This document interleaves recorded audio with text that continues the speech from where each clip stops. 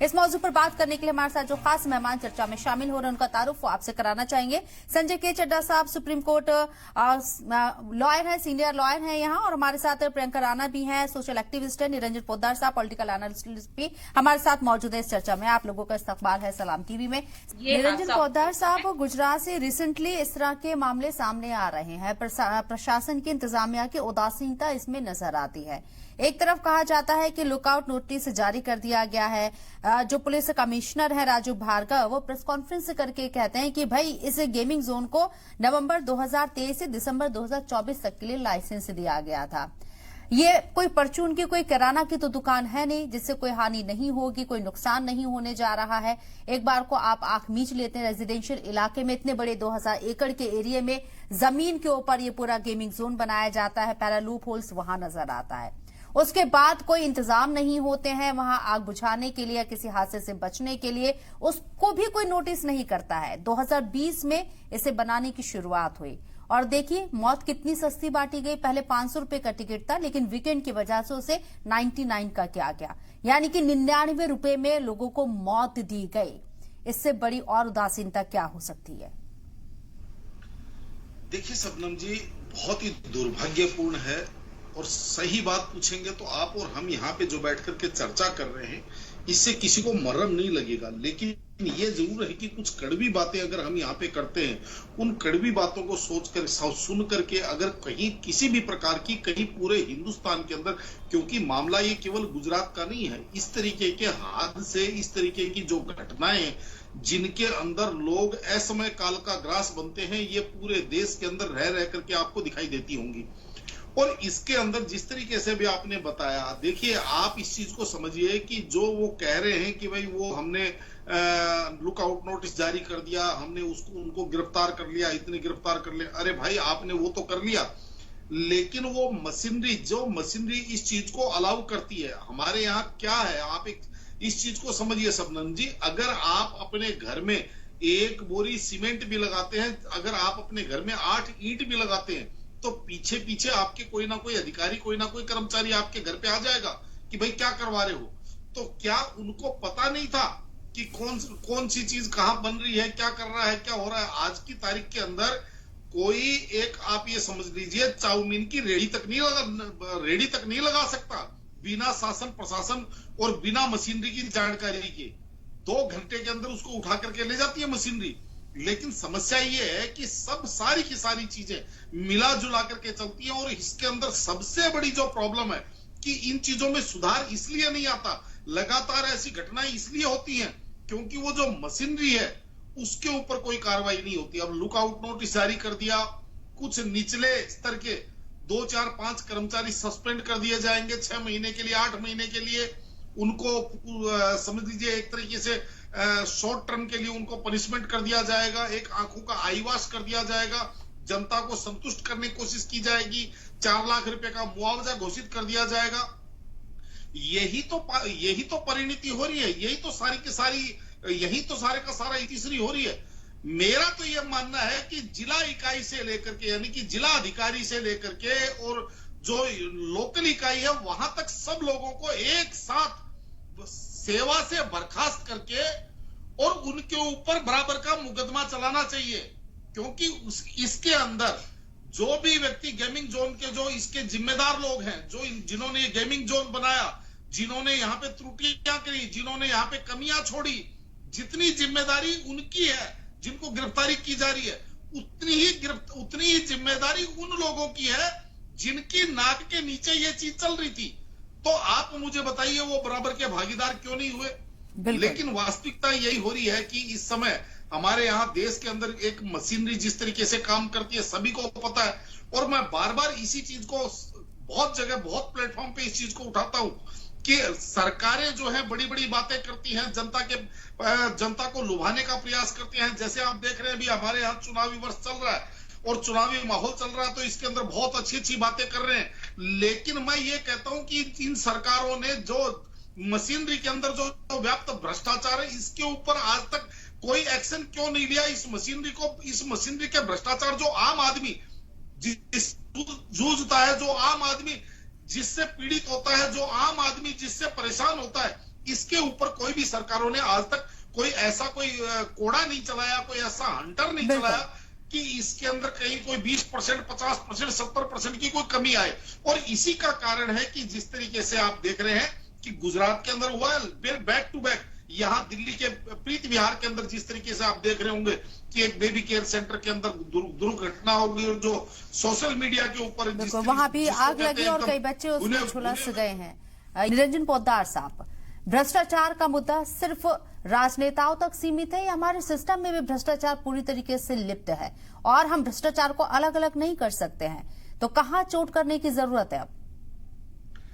शबनम जी, आपने बहुत अच्छा टॉपिक लिया है और आप यकीन मानिए मैं बहुत बार ये मुद्दा उठाता हूं कि जिस तरीके से प्रधानमंत्री जी नरेंद्र मोदी जी कहते हैं कि हमने भ्रष्टाचार के ऊपर रोक लगा दी, ना खाएंगे ना खाने देंगे, लेकिन वास्तविकता ये है कि जनता को उस चीज से ज्यादा सरोकार नहीं है कि कौन आदमी किस मंत्रालय में क्या खा रहा है। जनता को जो सरोकार पड़ता है वो अपने लोकल में जहां उसका आरटीओ ऑफिस है वहां जाकर के उसको क्या भुगतना पड़ रहा है, जनता को उससे मतलब है। जनता को मतलब इस बात से है उसके लोकल थाने में क्या हो रहा है, जनता को इस बात से मतलब है उसके यहाँ तहसील में क्या हो रहा है, उसके यहाँ जल बोर्ड में क्या हो रहा है, उसके यहाँ बिजली विभाग में क्या हो रहा है। जनता का वास्ता रोज ट्रैफिक पुलिस वाले से पड़ता है। देखिए आपको मैं बता रहा हूं, सीधी आप ये मान के चलिए, लेकिन इस चीज के ऊपर आज तक किसी भी सरकार ने कोई इसके ऊपर ऐसा कोई विशेष जिसको कहते हैं अभियान नहीं चलाया, जबकि जनता के ऊपर रह रह करके अभियान चलते हैं। कभी गाड़ियों की चेकिंग के अभियान चलेंगे, कभी किसी चीज के, कभी अनऑथराइज कंस्ट्रक्शन के अभियान चलेंगे, जनता के ऊपर अभियान चलता है। और सबसे बड़ी दुर्भाग्य की बात शबनम जी आप ये समझिए कि पूरी की पूरी एक अनऑथराइज कॉलोनी, एक ऑथराइज कॉलोनी डेवलप हो जाती है, पूरा एक अनऑथराइज, वो जिसको कहते हैं अतिक्रमण का पूरा एक जंगल खड़ा हो जाता है। लेकिन उसके बाद में शासन प्रशासन पता नहीं 10 साल बाद में, 4 साल बाद में, 5 साल बाद में जगता है, जाकर के वहां पे बुलडोजर लगा देता है और जो हजार परिवारों को वहां बेघर कर देता है, ये कह करके कि ये अतिक्रमण किया हुआ, आपने अतिक्रमण करके आपने मकान बनाए हुए। अरे भाई, जिस टाइम वो मकान कोई ऐसा तो है नहीं कि किसी ने चाहा और 15 मिनट में मकान बना करके चुपके से खड़ा कर लिया, और खड़ा भी कर लिया 15 मिनट में, तो जब कल दूसरे दिन खड़ा हुआ तो दिखाई नहीं दिया था। तो जिस दिन ये मकान बनने शुरू होते हैं उस दिन वहां पे जेई भी होते हैं, वहां पे लोकल के बेलदार भी होते हैं, वहां पे एई भी होते हैं, एमसीडी के भी होते हैं, तमाम जो लोकल मशीनरी है वो सारी की सारी एक्टिव होती है, थाना भी होता है, तहसील भी होता है, हर अधिकारी उधर से निकलता है, सबको दिखाई देता है। लेकिन उस टाइम जिसको कहते हैं ना बालूशाही लेकर के सारे शांत हो जाते हैं। और अब जिस तरीके से ये गेमिंग जोन के अंदर जो मौतें हुई है, या यूं कहूं कि जो हत्याएं हुई है, प्रशासन की लीपापोती की वजह से जो हत्याएं हुई हैं, अब आप देखिएगा इसके बाद में भी एक नई दुकान खुल जाएगी भ्रष्टाचार की, कि जो वहां पे एक बार रस्म अदायगी के लिए जो बाकी की जो ऐसी चीजें उनके ऊपर एक बार कार्रवाई की जाएगी, बाद में उनको दोबारा से संचालित करने के लिए मोटी रकम ले लेकर के उनको गुपचुप तरीके से उनको खोलना शुरू कर दिया जाएगा, और वो धीरे धीरे करके 2 महीने बाद में आपको दोबारा से वहां पे संचालित होती हुई दिखेंगी। लेकिन उसके बाद में जिंदगी वापस सामान्य पटरी पे आ जाएगी। उसके बाद में आप और हम चर्चा नहीं करेंगे, जनता भी नहीं सोचेगी। लेकिन यहाँ पे एक और बड़ा दुर्भाग्य है शबनम जी, वो मेरे को ये चीज समझ में नहीं आ रही कि जो हमारे यहाँ विकास हो रहा है वो तो अनुशासनहीन विकास हो ही रहा है, लेकिन जो जनता का जो दिमाग है वो अभी इतना संकीर्ण क्यों होता जा रहा है? क्यों वो ऐसी भीड़ भाड़ वाली जगह पे जाते हैं? क्यों उनको जहां पे भीड़ भाड़, आपको अगर मनोरंजन करने के लिए जाना है, आपको अगर इंजॉय करने के लिए जाना है, अगर आपको खेलने कूदने अपने बच्चों को भ्रमण करवाने के लिए लेके जाना है, तो आप ऐसी जगह को चुनिए कि जहां पे इतनी ज्यादा भीड़ भाड़ ना हो, जहां पे इतना ज्यादा, या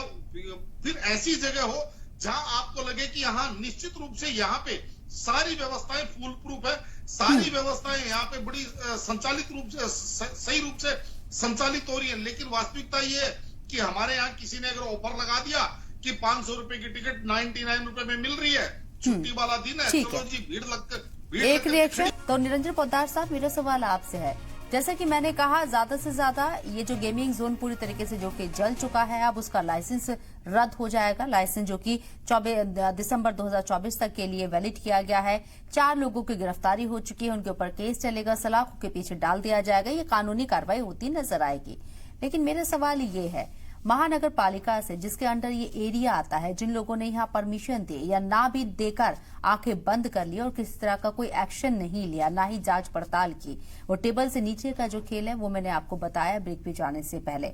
तो जो 4 लोगों को गिरफ्तार किया गया है, जिन्हें मुलजिम बनाया जाएगा, साथ साथ उन ऑफिसर्स को भी क्यों ना मुलजिम बनाया जाए। हम देखते हैं सिर्फ कार्रवाई के नाम पर सस्पेंड कर दिया जाता है।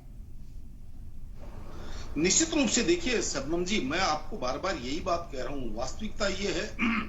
कि अगर कोई भी एक ऐसी सार्वजनिक रूप से ऐसी कोई एक अपराध होता है तो उसके अंदर जितना अपराध करने वाला दोषी है उतना ही दोषी अपराध होने देने वाला है। क्योंकि अगर आप ये, मेरा सीधा सीधा सा सवाल है, अगर मान लीजिए कोई ऐसा कार्य होता है वहां पे, जैसे गेमिंग जोन बनाया जा रहा था और इस गेमिंग जोन के अंदर जो सेफ्टी मेजर्स है या इस गेमिंग जोन के अंदर जो मैप है या वहां पे जो अग्निशमन का जो एनओसी है या जो भी चीजें हैं, आप मुझे एक बात बताइए कि अगर वो देखी नहीं गई तो उनको हाथों हाथ बर्खास्त करना चाहिए जिन लोगों ने नहीं देखी, क्योंकि उन्होंने अपनी जिम्मेदारी में कोताही बरती है। तो इस बात को लेकर के हाथों हाथ बर्खास्त करके मुकदमा चलाना चाहिए।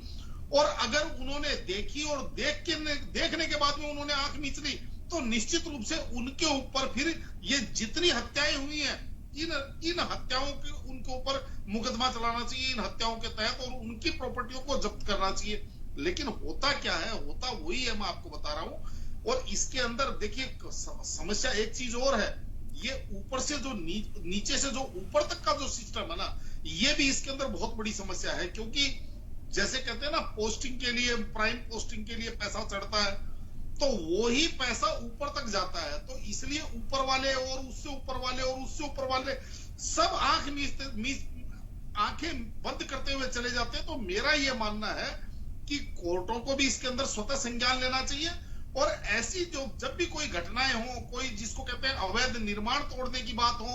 या कोई भी किसी भी प्रकार की ऐसी चीजें हो, तो आपको एक चीज और समझ में आएगी कि कोई भी एक कॉलोनी बसी, अवैध निर्माण हुआ, सरकारी संपत्ति के ऊपर कब्जा करके कॉलोनियां बस गई, कुछ लोग प्रशासन से, शासन से साठ गांठ करके वहां प्लॉट बेच करके निकल गए, फिर आम जनता जब उसके ऊपर बुलडोजर चलता है तो आम जनता पिसती है, आम जनता मरती है। तो ऐसी स्थिति में मेरा यह मानना है कि जो उस समय काल में जब वो कॉलोनियां बसी थी, यानी कि 15 साल पहले जब वो, या 25 साल पहले जब वो बसी थी, अगर वो लोग रिटायर भी हो गए हैं, जो उस समय उस क्षेत्र में पोस्टिंग थी, अगर वो लोग वहां पे रिटायर भी होकर के अपनी सेवानिवृत्ति भी ले ली है, तो भी उनके ऊपर उतनी ही भीषण कार्रवाई होनी चाहिए। उनको जेल की सलाखों के पीछे भेजना चाहिए कि तुम्हारे कार्यकाल के अंदर ये त्रुटियां हुई क्यों, अगर तुमने इनको नहीं देखा तो तुम इसके अंदर नेग्लिजेंस किया है, और अगर तुमने देख करके अनदेखा किया तो इसका मतलब तुमने करप्शन किया है। लेकिन जब तक ये चीजें नहीं होंगी शबनम जी, तब तक आप ये समझ लीजिए इसी तरीके से लोग मरते रहेंगे, इसी तरीके से जो जिनके परिजन चले जाते हैं वो आंसू बहाते रहेंगे, उनको पूरे जीवन के लिए दर्द मिल गया है, बाकी की दुनिया जो है कल आगे बढ़ जाएगी। और एक सबसे बड़ी बात, जैसे अभी मैंने आपको क्या कहा कि संस्कार विहीन या यूं कहें कि अनुशासनहीन जो विकास है वो भी बहुत बड़ा घातक है। चाहे आप ये हाईवेज, फ्लाईवेज और ये जितने भी बन रहे हैं, इनके अंदर जिस तरीके। निरंजन पोद्दार साहब, मुआवजा चाहूंगी, आपका रिएक्शन नहीं ले पाऊंगी, वक्त की कमी है। बहरहाल बहुत बहुत शुक्रिया, आप लोगों ने अपना कीमती वक्त दिया, हमारे साथ बातचीत की, बहुत बहुत शुक्रिया।